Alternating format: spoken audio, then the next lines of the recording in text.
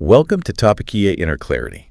I'm so glad you've carved out the time to be with us today. It's good to be here. Shifting gears a little from our usual pace. Yeah, slowing things down. Exactly. We're setting a different kind of vibes, soft, deep, and clear. Because today, we're going on a journey that might just explain a lifetime of feeling. Yeah. Well, a little out of step with the rest of the world. You know, if you've ever walked into a room and felt like you're reading a totally different script from everyone else, or if you've been told you're too intense, maybe too sensitive. Or that you just overthink everything. That's the one.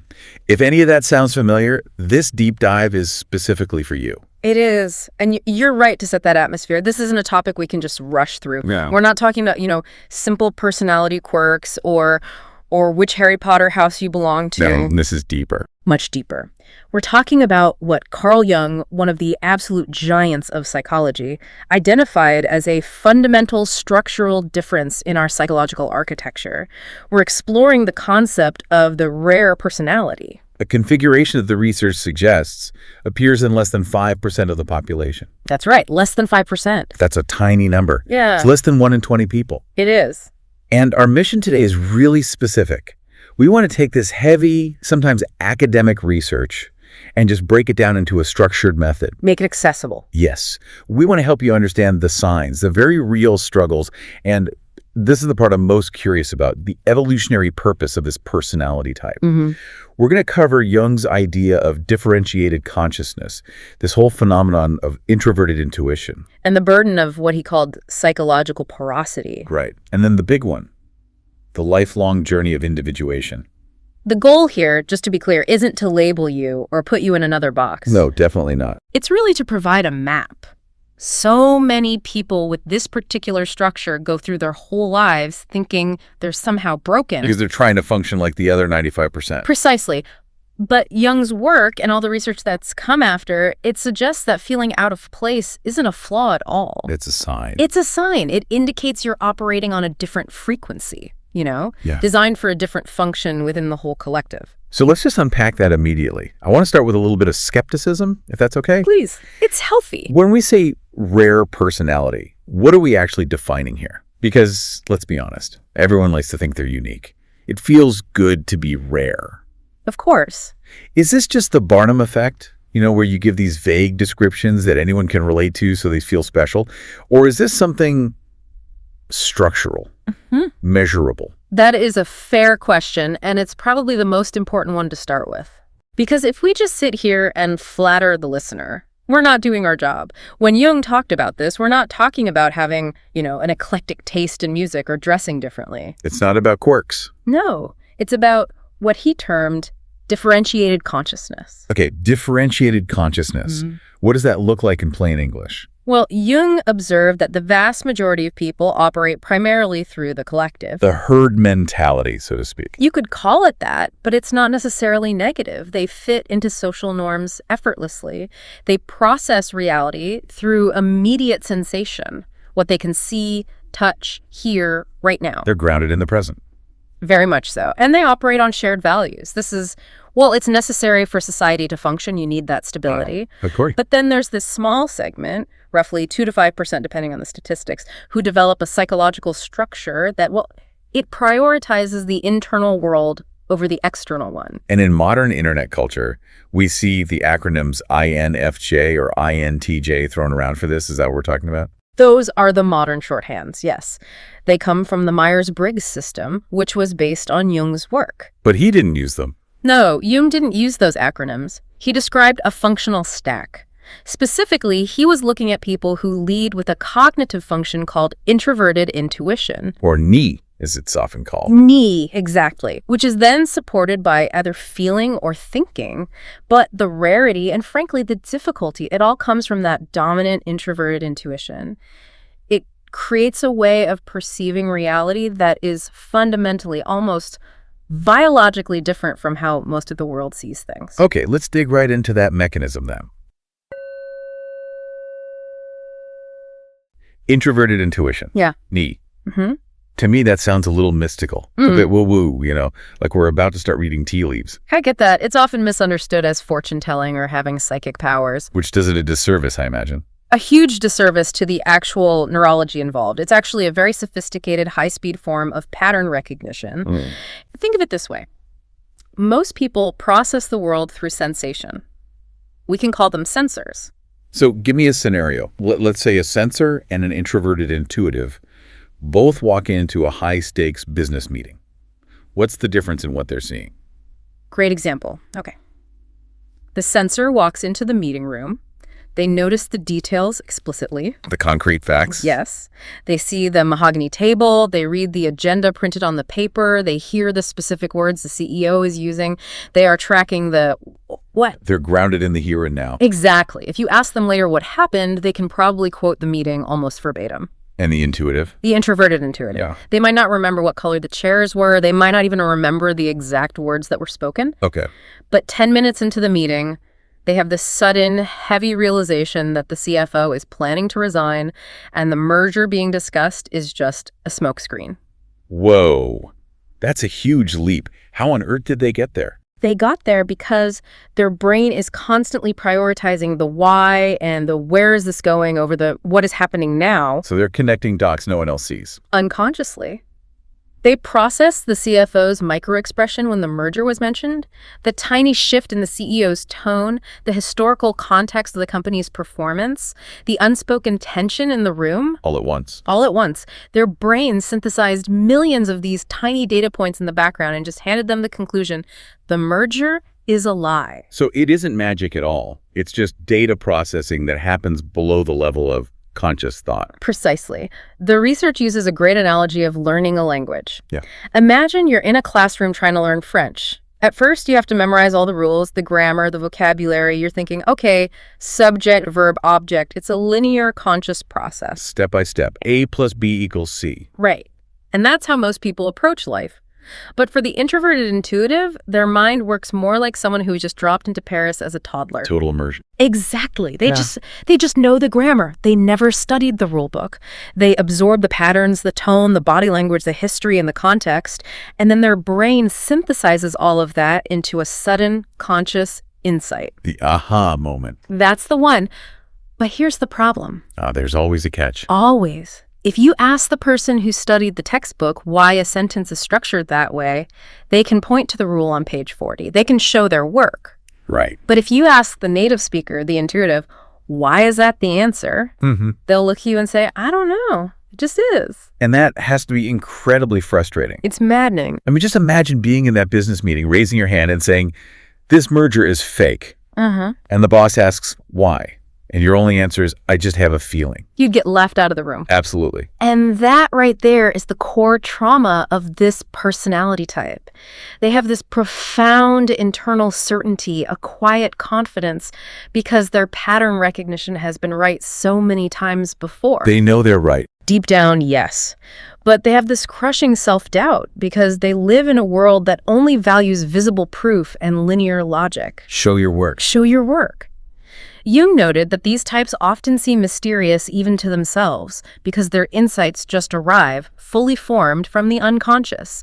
It's like receiving the answer to a complicated calculus problem without having written down a single step of the equation. That makes so much sense why they would feel broken. If the whole world demands you show your work and you physically can't, you start to think you're just guessing. Or that you're crazy. Yeah, or that you're crazy. Or you just stop speaking up. Which brings us to the signs. We've broken this down into a few categories to make it a bit more manageable. Good. Let's start with how this personality actually perceives reality. The first major sign is what the research calls hyper-perceptive awareness. I've heard this described as having a psychic radar.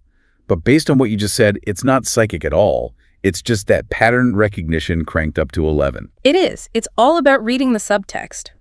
Because this type is so focused on the underlying patterns, they are hyper-attuned to things other people miss. Like what? Microexpressions, shifts in energy, unspoken tension. They feel it. So practically speaking, this is the person who walks into a dinner party and instantly knows the couple hosting had a massive fight 5 minutes before everyone arrived. Yes. Even if that couple is sitting there quietly, smiling, passing the hors d'oeuvres. They can just feel it. The intuitive feels the tension physically in the air. They hear what is not said. They read the psychological signature of a person. Wow. And Jung noted this can be an incredible burden. Just imagine living in a world of surface interactions. How are you? I'm fine. While you are constantly seeing the subtext. You see the grief behind the I'm fine. You see the deception behind the compliment. You see the fear behind the bravado. It sounds exhausting. It's almost like having X-ray vision but not being able to turn it off. That's a great way to put it. You're seeing the skeleton, the tumors, the heart beating, when all you really want to see is the skin. That's a visceral image, but it's very accurate. And it creates this profound sense of alienation. I can see that. You feel like you're watching a play where everyone else is just reading their lines, but you're the only one who can see the backstage crew running around in chaos. And you want to talk about the chaos. You want to address the reality, the chaos, but everyone else is completely committed to the script. This is why so many people with this rare personality type really struggle with small talk. Because it feels fake. To them, it is fake. They are seeing a deeper reality that the small talk is specifically designed to cover up. That leads so perfectly into the second sign, which is more about the internal landscape. The research says these types tend to think in symbols and images. Now, doesn't everyone think in images to some degree? To a degree, yes, of course. But for the introverted intuitive, it's the primary language. Their mother tongue. Exactly. Linear language, just words placed one after another, is often too slow and too flat, too two-dimensional for how their minds work.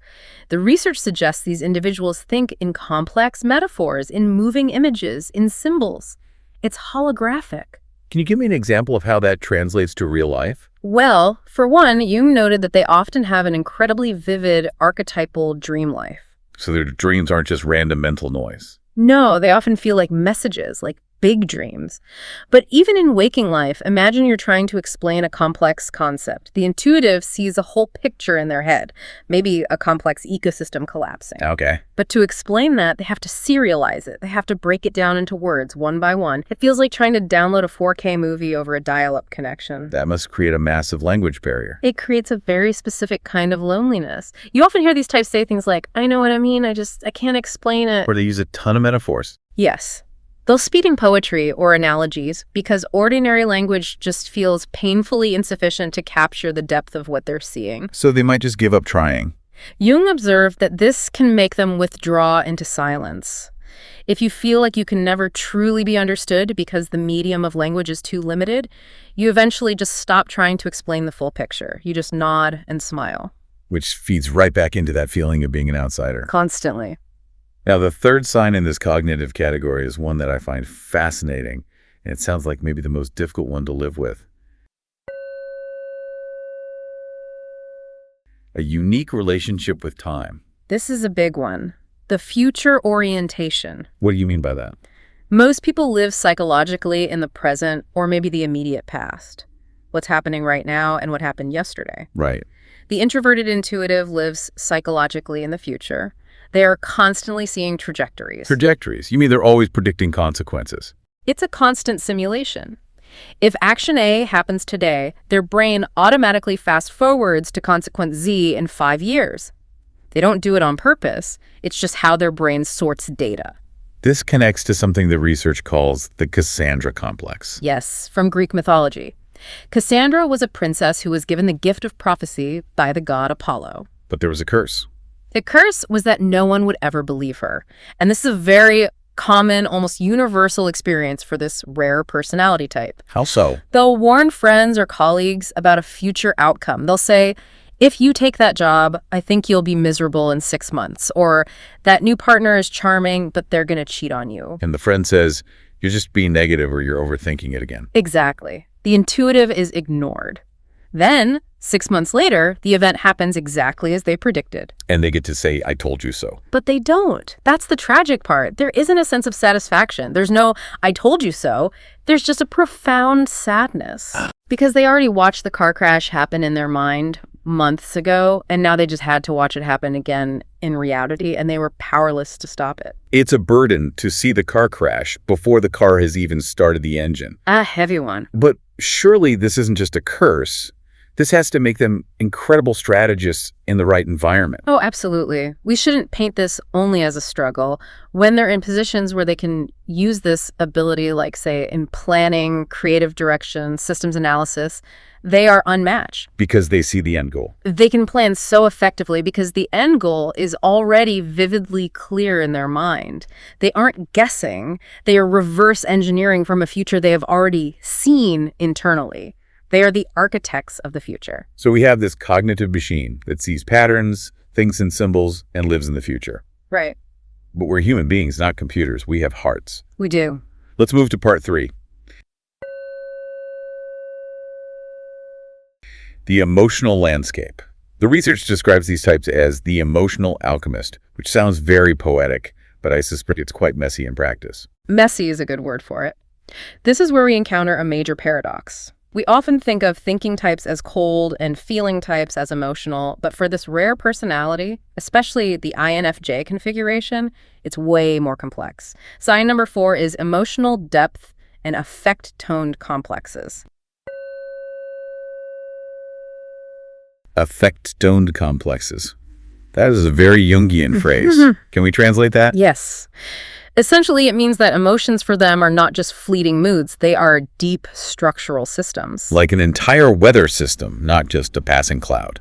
Perfect analogy. When this personality feels, they don't just feel sad, they experience a symphony of sorrow that somehow connects to the collective sorrow of humanity. Jung described it as having psychological porosity. Porosity. Like a sponge. Exactly like a sponge. Think of a sponge in a bucket of water. The sponge cannot decide which water to absorb. It just absorbs everything. It just absorbs. These individuals have very thin skin boundaries when it comes to emotion. They absorb the emotional atmosphere of their environment. So if they walk into a room where people are angry, they feel that anger physically. Their heart starts racing. They get adrenaline, even if they have no personal reason to be angry. If a friend is grieving, they don't just sympathize. They absorb that grief and carry it as if it were their own. But here's the paradox that always confuses people. You're describing this incredibly intense internal feeling, but on the outside, these types often look like the ice queen or the stoic observer. Yes. I've known people like this. You ask them what's wrong, and they're completely stone-faced, while inside they're a volcano. Why the wall? The wall exists because of the volcano. It's a defense mechanism. The only one they have, because they are so porous, because they feel everything so intensely on the inside, they have to build a fortress on the outside. To function. If they walked around expressing everything they absorbed, they would collapse. They would be completely non-functional. So you get this person who seems calm, detached, maybe even a little cold or aloof. But inside, they are processing an overwhelming amount of emotional data. It's a necessary mismatch. The research calls it the ice queen exterior with a volcano inside. That's the one. I think that explains why they can be so misunderstood in relationships. A partner might think they're distant or that they don't care. When in reality, they are completely overwhelmed by how much they are caring. Wow. And this intense empathy, it leads directly to sign number 5. The helper syndrome and holding space. Okay. Jung observed that simply being in the presence of this personality type can cause other people to open up. They act as a kind of psychological mirror. I've heard this called the confessor effect. That's a good name for it. You know, you meet a stranger in a bus stop, and 5 minutes later, they're telling you about their childhood trauma or their deepest secret. And they always say the same thing. I don't know why I'm telling you this. I've never told anyone. It happens constantly to these types. It's because of that lack of judgment and that depth of understanding we talked about. The rare personality listens not just to the words, but to the soul behind the words. They hold space. In a way that is genuinely transformative for people. However, we have to talk about the cost of that. The burnout. The burnout is severe. They become the unconscious therapist for everyone. Friends, family, coworkers, random strangers. Because they can help, they feel they must help. It's a compulsion. But because they absorb all those emotions, they end up carrying the psychic weight of 10 different people. The research emphasizes the absolute critical need for energy hygiene. Energy hygiene. That sounds a little new agey, but you mean it clinically. I mean it as a survival tactic. If you don't learn to distinguish between my feelings and their feelings, you will drown. You'll be carrying around emotions that aren't even yours. Yes. You'll wake up depressed and have no idea why, simply because you spent 3 hours with a depressed friend the day before. It's interesting because this ability to connect so deeply brings us to their social experience, which is part 4 of our discussion. And paradoxically, for people who are such good connectors, sign number 6 is conscious independence and solitude. It seems like a total contradiction, doesn't it? It really does. Yeah. The person who understands people best often wants to be around them the least. But if you accept that sponge analogy, it makes perfect sense. We call this the wolf archetype. Okay. For the rare personality, solitude isn't a preference or a luxury. It is the only way to squeeze out the sponge. So when they disappear for a few days, or turn down invitations to go sit in a dark room and read or just think, it's not because they're being antisocial. No, not at all. It's because their hard drive is full. They need silence to integrate all the data they've absorbed. Social friction. Very high for them. They often report a physical dislike of small talk. It's not just that they find it boring, it actually drains their physical energy. And that leads to that outsider feeling. A pervasive sense of it. Jung described it as looking at life from behind a glass wall. You're there, you're participating, but you're structurally separate. Many report feeling like aliens or like they were born in the wrong time period. That outsider feeling is so common in the research. And it's linked directly to sign number 7, which is compulsive truth-seeking and meaning.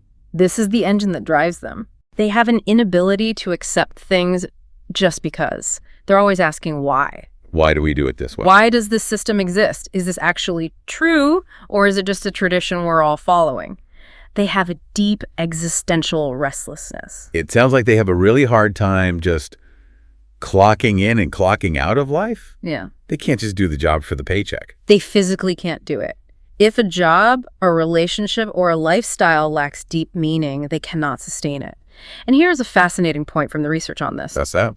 For this personality type, authenticity is a health requirement. A health requirement. Yes. Jung noted that if these individuals try to lie or pretend, if they try to wear a mask for too long, they develop neurotic symptoms. Wait, you mean actual physical symptoms? Absolutely. Anxiety, depression, psychosomatic illnesses, chronic fatigue. It's not a moral choice for them, to be honest. It's a physiological one.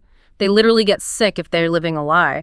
Their body rejects the inauthenticity. That is profound. Authenticity is a biological imperative. It is. And this brings us right to the core of Jung's work, which is the process of becoming that authentic self. We need to talk about part 5. The journey of individuation. This is the heart of it all. Individuation. So can you break that down for us? Because it sounds like a very academic term for just growing up. What is it really? It includes growing up, but it's much, much more. Individuation is the process of becoming your true self. Your authentic self. Yes. It's the act of separating yourself from the herd, the collective psychology, the expectations of your parents, the pressures of society, and becoming a distinct whole individual. Jung believed this was the ultimate goal of human life. And for this rare personality, it's more intense. The process often starts earlier and is far more intense than for other people. The research outlines stages for this. I want to walk through them like a narrative because I think the listeners might recognize where they are on this map. Let's start with stage 1. The first stage is dealing with the mask, or what Jung called the persona. We all wear masks. Of course. Yeah. To survive social situations, you have a work mask, a dating mask, a family mask. But for the rare personality, because they value truth so highly, there comes a moment of crisis. Usually, when? Often in their late 20s or 30s. They realize the mask is suffocating them. They realize the social face they present to the world is fake. And the pain of wearing that mask becomes greater than the fear of taking it off. That's the classic midlife crisis moment.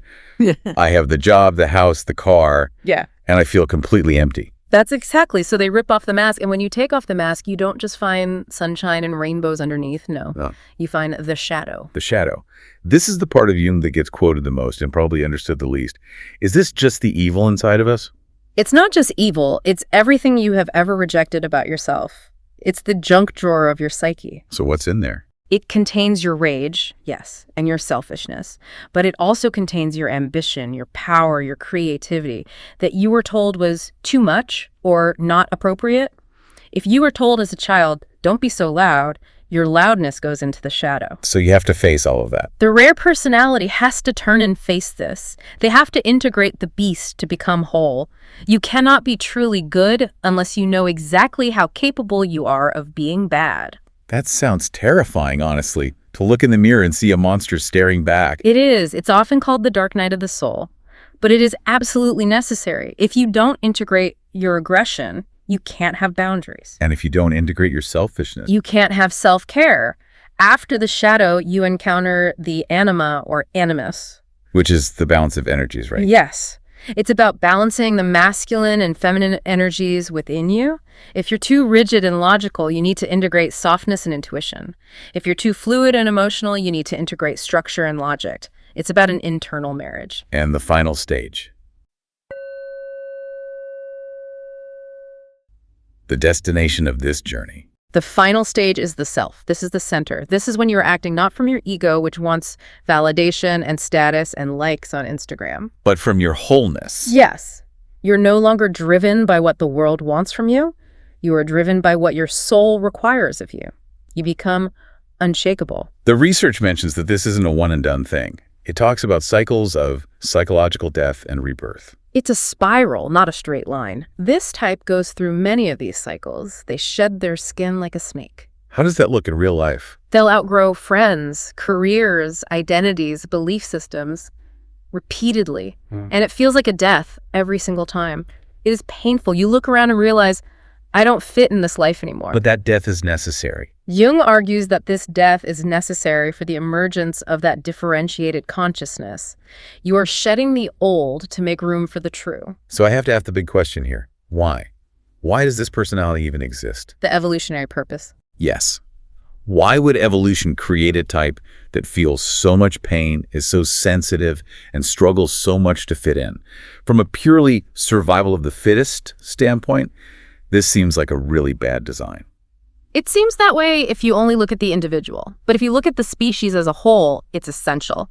Jung believed that these types represent an evolutionary step forward. He called them the scouts and pioneers of the human species. Exactly. Scouts, I like that image. Think about a tribe moving through the jungle 10,000 years ago. The majority of that tribe, the 95%, needs to be focused on the immediate. Here and now. Yes, they're carrying the loads, watching the children, keeping the pace, foraging for food that's right in front of them. That's the sensation function. It keeps the tribe alive today. Right, you need the majority to keep the whole system running. You do, but if everyone is looking down at their feet, who is looking at the horizon? No one. You need a small group, maybe just one or two people, who are willing to go ahead of the pack. Willing to climb the tallest tree, willing to separate from the safety of the group to look out at the horizon and say, There's a storm coming. or there's a cliff over that ridge, or there's a river with fresh water 2 miles that way. That is the introverted intuitive. They're designed to see what is coming before it arrives. So their sensitivity, their paranoia about the future, their constant unease, it's an early warning system for the collective. It is a biological requirement for the survival of the group. If the tribe ignores the scout, the tribe falls off the cliff. And their purpose is transpersonal. It is. It's rarely just about their own personal happiness. Their purpose is usually about contributing to the collective human consciousness. So they're the artists, the reformers. The healers, the teachers, the visionaries, they bring the new ideas that the rest of the tribe eventually adopts. But being a scout is dangerous. Yeah. You're out there all alone. And I imagine with that special role comes some very specific pitfalls. Oh, absolutely. The research highlights some shadows or traps for this type. We need to be real about these because I don't want to just paint them as superheroes. No, and they aren't. They are very human and their traps are very dangerous. The first is the superiority trap. Okay. It is very, very easy for this type to start thinking, I see things no one else sees, therefore I am better than them. I'm deep and you're all shallow. Precisely. They can become arrogant. They can judge others as being asleep or sheep. And this just cuts them off from connection and turns their gift into a weapon. If you despise the tribe, you can't help the tribe. You can't. You just become bitter and isolated. Then there's the messianic trap. Which is? Believing it's your job to save or wake up everyone around you. Because you see their potential, you try to force them to grow. You become the unsolicited life coach. Yes. You need to leave him. You need to quit that job. You need to heal your childhood trauma. And people usually hate that. They resent it deeply. And it leads to total exhaustion for the intuitive and resentment from the other person. You cannot save people who do not want to be saved. And the martyr trap. That's believing that depth requires endless suffering. I'm deep, therefore I must be misunderstood and miserable. Yes. They can get addicted to their own pain because it makes them feel special. They romanticize their own alienation. That's a heavy one. And finally, paralysis. Overanalyzing to the point of never taking action.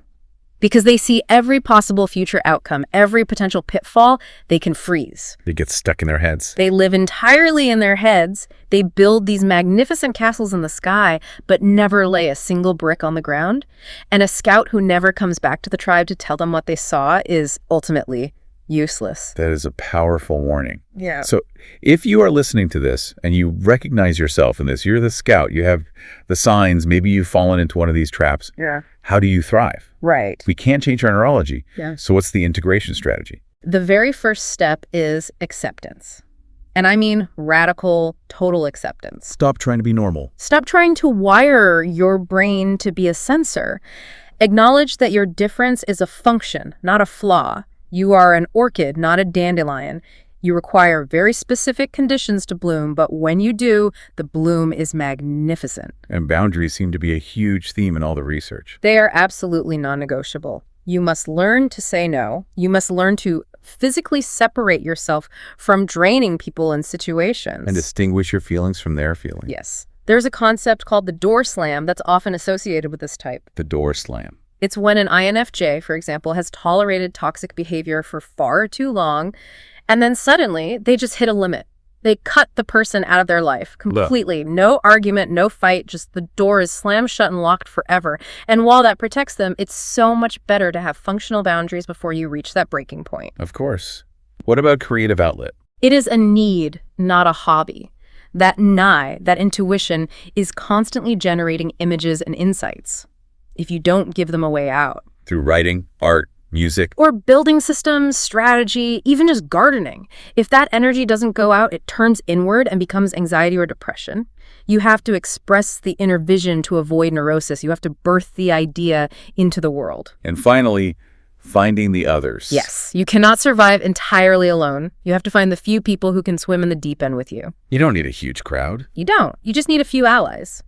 Finding just one person who gets it, who you don't have to explain every sentence to, that can break the spell of alienation. Okay, let's just take a moment here. We have covered so much ground today. Yeah. We've gone from feeling like an alien to maybe realizing you're actually a scout. Mm-hmm. We've looked at the psychic radar, the symbolic thinking, the emotional porosity. We've walked through the fire of individuation and faced the traps of arrogance and paralysis. It is a lot to process. Mm-hmm. But if there is one single takeaway from all of this, what should it be? I think it's this. The journey moves from feeling like an outsider to realizing that your outsider status is a necessary function of the human ecosystem. You are the antibody. You are the visionary. You are the one watching the horizon. I love that. And I want to leave a listener with this final thought that I came across in the research. You are not too much. The world may have simply been too little for your capacity. That's the truth of it. So just take a breath. Let all of this sink in. You aren't broken. You are rare. And frankly, the world needs you. It does. We need the scouts now more than ever. Thank you for diving so deep with us today. This has been a heavy one, but hopefully a liberating one as well. I hope so. If this resonated with you, if you felt seen, please join us again on Tapetia Inner Clarity. We're going to keep exploring these depths. Until next time, take care of your energy. And trust your intuition. Goodbye for now.